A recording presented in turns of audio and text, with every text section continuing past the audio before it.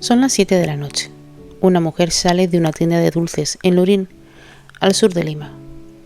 Camina hacia la esquina donde siempre se para. La esquina que ya conoce. La esquina donde la conocen. Antes de salir de casa le dijo a su cuñada una frase que nadie sabía que sería la última. Voy a trabajar. Cuídate. Minutos después, una moto se detenía junto a ella. 2 personas vestidas de negro.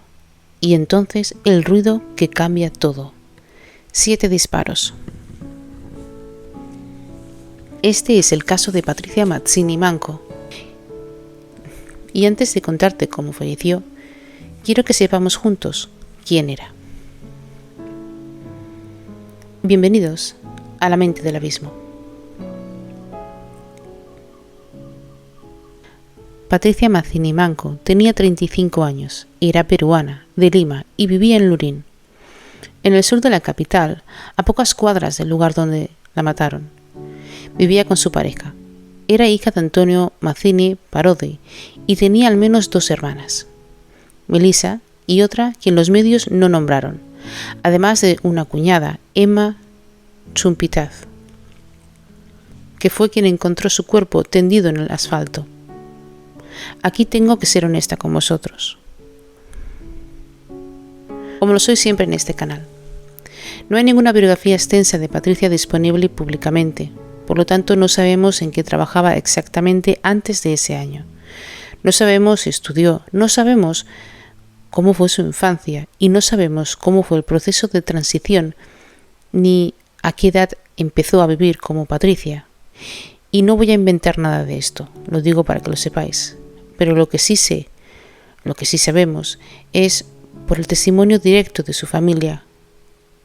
Es algo que dice mucho sobre ella, sin necesidad de adornos. Su cuñada, Emma, lo dijo así. Mi cuñada siempre ha sido bien reservada. No sabemos nada de su vida personal, su propia familia, la gente que la quería. No conocía los detalles de su día a día. No sabían si había recibido amenazas, no sabían si tenía conflictos, tal vez con alguien. Cuando los periodistas le preguntaron si Patricia tenía problemas con alguien, todos coincidieron. No, ninguno. Nadie en su entorno cercano imaginó que esa noche sería la última.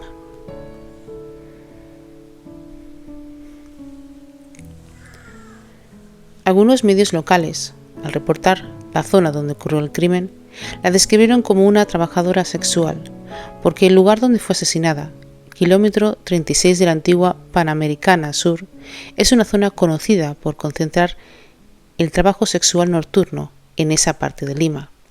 Otros medios no confirmaron ese dato y se limitaron a decir que era una mujer trans que estaba en la esquina esa noche. Te cuento esto con la misma honestidad con la que abordamos siempre los casos en este canal, pues hay información contradictoria y no verificada al 100%. Y prefiero mostrarte esa zona gris antes de inventarme una historia más redonda de lo que la realidad permite confirmar. Lo que sí es un hecho documentado, y sobre esto no hay ninguna duda, es esto. Cuando la Fiscalía abrió el expediente de investigación, lo hizo respetando su identidad. La Fiscalía adjunta Lisbeth Gómez fue clara al respecto. El expediente se abrió con el nombre de Patricia Mazzini, que era como ella se identificaba, según los testigos. Ese detalle, que puede parecer menor, realmente no lo es. En un país donde el sistema de justicia rara vez respeta la identidad de género de las víctimas trans, ni en vida ni en muerte, que quede escrito su nombre correcto en el expediente es, de alguna manera, el primer acto de justicia que recibió Patricia.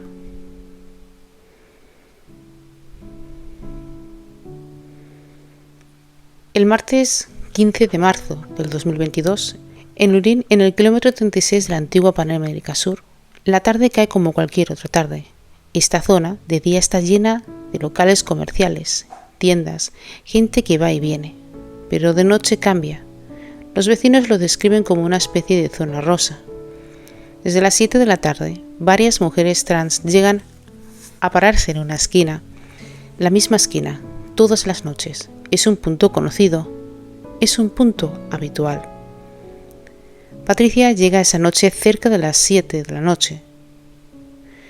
Sale de una tienda de dulces en la calle 1. Muy cerca de ahí, es una rutina que probablemente ya había hecho cientos de veces.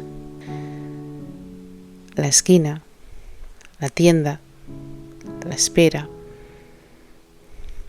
A las 9 menos 10 de la noche, todo cambia. Dos sujetos aparecen en una motocicleta lineal. Van vestidos de negro.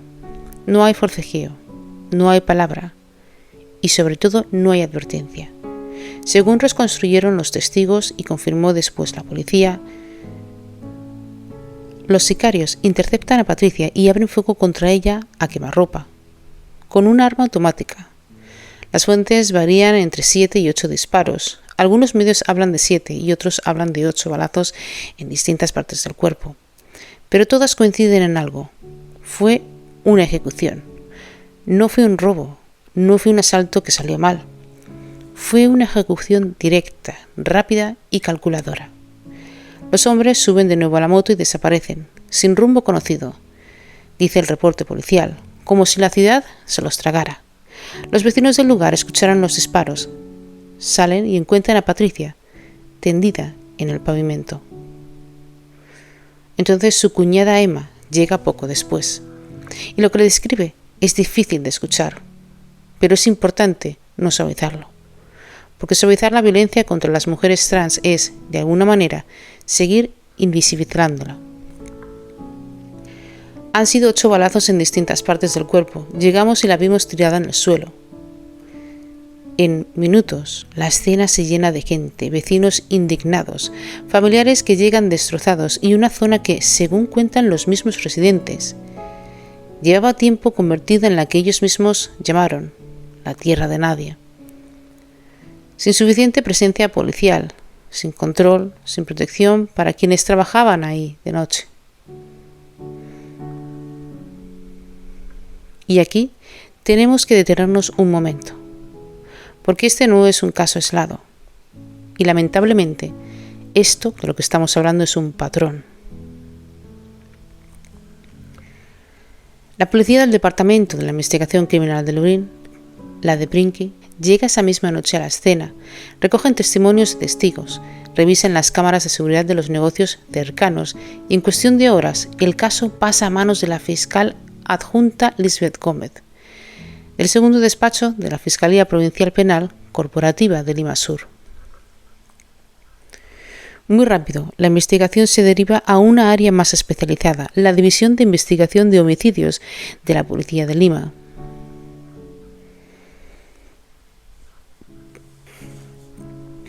Y según reportaron algunos medios, en los días siguientes se habría detenido a una persona relacionada con el caso, aunque toda esa información quedó reservada como parte del proceso. Aquí quiero ser transparente contigo. En las fuentes públicas y verificadas que he consultado para este episodio, no encontramos una confirmación posterior sobre una sentencia o un cierre judicial de este caso. O sea, es decir, hasta donde la información pública disponible nos permite confirmar, no sabemos si hubo una condena, y eso en sí mismo ya es parte de la historia que tenemos que contar. ¿Y por qué digo que esto es un patrón y no un hecho aislado? Porque en las semanas y meses previos a este crimen ya se habían registrado otros asesinatos de mujeres, en su mayoría transgénero de trabajadoras sexuales, en el centro de Lima. Por lo tanto, la hipótesis que manejó la policía desde el inicio fue la de un ajuste de cuentas vinculado con organizaciones criminales que se disputan el territorio para la venta de drogas y sobre todo para los cobros de los cupos. Para los que no sepan qué es un cobro y un cupo, es una modalidad de extorsión que para el 2022 ya se había expandido con fuerza en Lima y sus periferias. Durante años, las trabajadoras sexuales pagaban a proxenetas por lo que ellas mismas normalizaban como protección. Pero esto es ilegal. Y sí, es ilegal, pero era una dinámica antigua, casi estructural. Lo que cambió fue que las organizaciones trans denunciaron con fuerza tras la muerte de Patricia. Es que esa figura mutó. Ya no era protección en cambio de dinero, sino amenaza directa. Pagas o no puedes trabajar. ¿Pagas o hay consecuencias? Los montos que se manejaban rodaban entre 200 y 300 soles semanales por persona, entre 50 y 80 dólares. Y según la hermana de Patricia, Melissa Mazzini, la hipótesis familiar era que su hermana había sido asesinada precisamente por negarse a pagar ese cupo. La activista trans Gabriela Mariño, de la asociación Ángel Azul, explicó en esos días algo que me parece esencial para entender el terror del que vivía y que se sigue viviendo hoy en día. Porque la comunidad trans trabajadora sexual en Lima, el medio no viene solo de las mafias, viene también de la desprotección institucional.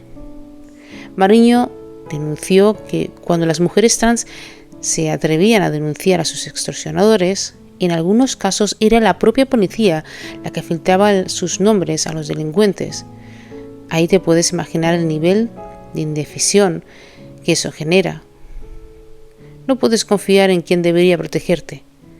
Así que la única opción que queda es el silencio o la huida de un distrito a otro, de una región a otra, buscando algo de tregua que nunca termina de llegar.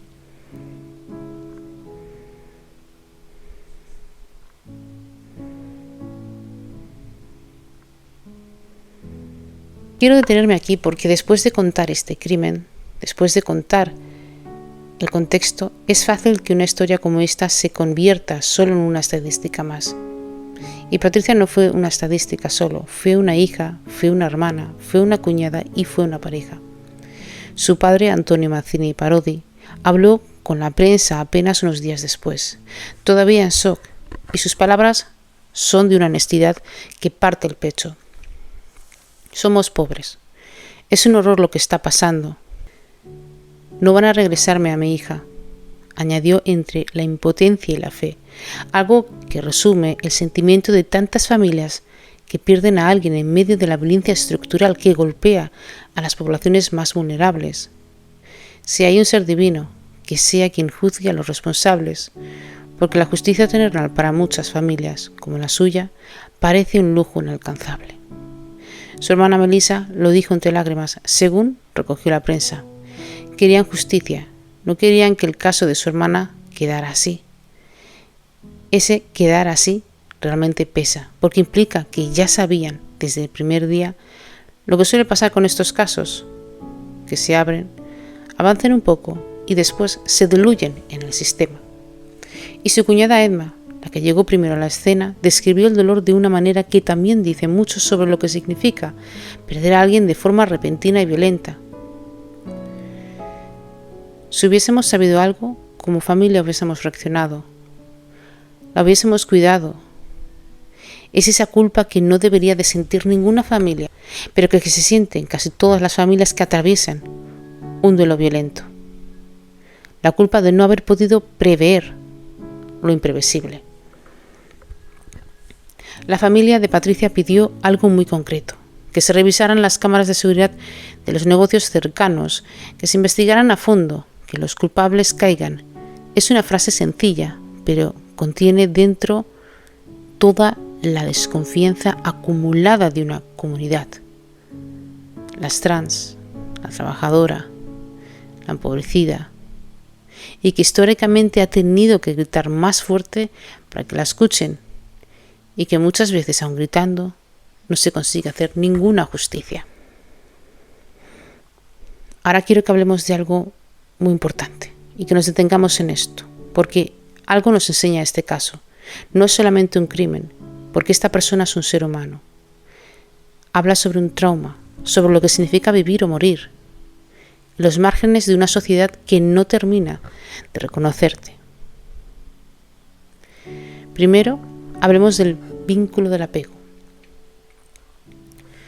John Bowlby, el padre de la teoría del apego, nos enseñó que los seres humanos necesitamos una base segura para existir en el mundo sin miedo constante. Esa base segura no es solo la familia de origen, pero también es la comunidad, el barrio, el sistema que te rodea. Lo que vemos en el caso de Patricia es la ausencia sistemática de esa base segura en múltiples niveles. La familia la quería, sí, pero admite no conocer su vida cotidiana. La comunidad trans a la que pertenecía vivía bajo amenaza constante y el Estado, la instancia que debería ofrecer la base segura más amplia, como la protección policial y la justicia, aparece descrita por la propia activista Gabriela Mariño como una fuente más de riesgo, no de seguridad. Y cuando ni la familia, ni la comunidad, ni el Estado logran sostener a una persona, esa persona queda expuesta a un nivel que va mucho más allá de lo físico. En lo segundo, hablemos del cuerpo y del trauma desde Bessel van der Kolk, porque van der Kolk nos enseñó que el cuerpo lleva la cuenta del trauma, de la violencia, que la violencia no solo se archiva en la mente, pues se archiva también en el sistema nervioso. Y aquí quiero pensar no solo en Patricia, sino en toda su comunidad, en todas las mujeres trans trabajadoras sexuales de las que hablamos en este episodio, porque muchas de ellas lo viven en un estado de hipervigilancia constante, y eso conecta directamente con la teoría polivagal de Stephen Porges. Cuando el entorno es percibido de forma real y sostenida como peligro, el sistema nervioso autónomo se queda instalado en modo de alerta o de supervivencia. Esto no es una lección, no es estar dramatizando, es fisiología, porque esto es un cuerpo que ha aprendido a través de la experiencia repetida que el peligro puede llegar en cualquier momento, en cualquier esquina y de cualquier modo que se acerque. A lo tercero, hablemos de la mirada de Carl Jung sobre la sombra colectiva, porque Carl Jung hablaba de la sombra como todo aquello que la sociedad no quiere ver de sí misma, y por eso proyecta hacia afuera, hacia quien es diferente. La violencia extrema contra las personas trans no es solo una violencia individual de dos sicarios con un arma, pues es la expresión más brutal de una sombra colectiva que deshumaniza a quien no encaja en la norma. Cuando una sociedad no ha hecho el trabajo de integrar su no sombra, esa sombra encuentra víctimas reales y las encuentra sistemáticamente entre las poblaciones más vulnerables, entre las mujeres trans trabajadoras sexuales, entre las más empobrecidas. En el cuarto, quiero que pensemos en Viktor Frankl, por favor, el superviviente de los campos de concentración, el que escribió que incluso en las circunstancias más extremas, si el ser humano tiene un porqué, está claro que busca un sentido. Y ahí pienso en la familia de Patricia, en un padre que ante el horror sigue hablando de justicia, en su hermana, que no quiere que se quede así, el esfuerzo de toda una familia para nombrar lo ocurrido, para exigir que se investigue, por no dejar que la historia de Patricia se pierda en silencio. Es esa forma de búsqueda de sentido frente a una pérdida que, de otro modo, sería insoportable. Y por último, el quinto, porque aquí quiero traer la mirada de Bert Hellinger sobre la pertenencia. Sí, para Hellinger, uno de los movimientos más profundos del alma humana es la necesidad de pertenecer a un sistema, pertenecer a una familia, pertenecer a un lugar. Y una de las heridas más profundas que puede vivir un ser humano es la exclusión. El sentir que no tienes un lugar reconocido dentro de tu propio sistema local. La comunidad de trans, y en particular las mujeres trans trabajadoras sexuales, viven muchas veces excluidas simultáneamente de varios sistemas, tanto de la familia de origen, como del sistema laboral formal, como del sistema incluso de salud y sobre todo del sistema de justicia. Esa expulsión múltiple y sostenida no es un detalle contextual, es en sí misma una forma de violencia. Y cuando la exclusión social se combina con la violencia física, el resultado es lo que hemos visto esta noche en este caso, la noche de marzo en Lorín. Quiero decir algo muy importante en esta parte, y es que nada de esto busca explicar el crimen desde la culpa de la víctima.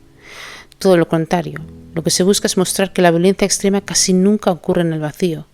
Ocurre cuando se acumulan capas de desprotección, como la familia, la comunidad, la institución y lo social. Entender esas capas no es justificar nada, es más bien la única manera real de prevenir que esto se repita.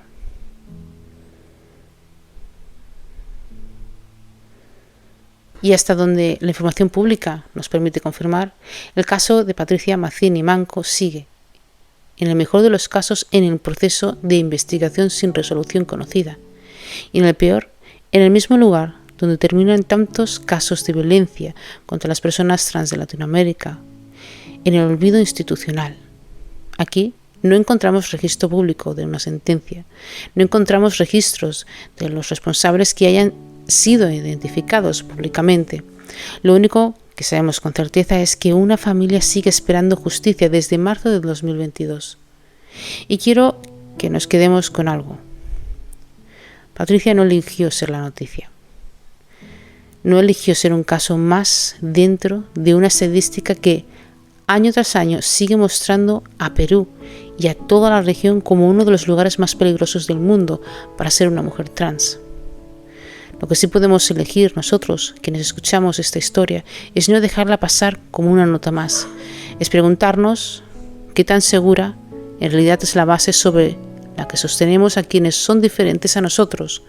Es preguntarnos cuántas de esas exclusiones sistemáticas, la familiar, la social, la institucional, seguimos sin darnos cuenta reproduciendo. Y sobre todo, tener en cuenta que siempre se ha de respetar a la persona en vez de excluirla. Si algo de lo que escuchaste hoy te removió, si te conectó con tu propia historia de exclusión, de no pertenecer, de cargar un cuerpo que aprendió a vivir en alerta constante, quiero que sepas que no lo tienes que procesar sola o solo. En Punto de Partida tengo un espacio de sesiones individuales 1 a 1, donde trabajamos exactamente estos temas: el trauma que vive en el cuerpo, la herida de no pertenecer, estos patrones familiares que se repiten sin que los veamos. Puedes conocer más en el enlace que te voy a dejar abajo. Como siempre os digo, cuidaros, amaros y respetaros incondicionalmente. Gracias por quedarte hasta el final de este episodio, por darle a Patricia algo que muchas veces la vida no le dio: el tiempo, la atención y la dignidad de ser recordada por quien era y no solo por cómo murió. Y la oportunidad de decir también a todas sus familias, darles el gran apoyo, porque todos al final del día somos personas. Nos escuchamos pronto en el próximo episodio y buenos días, tardes y noches allá donde me estén escuchando. Gracias.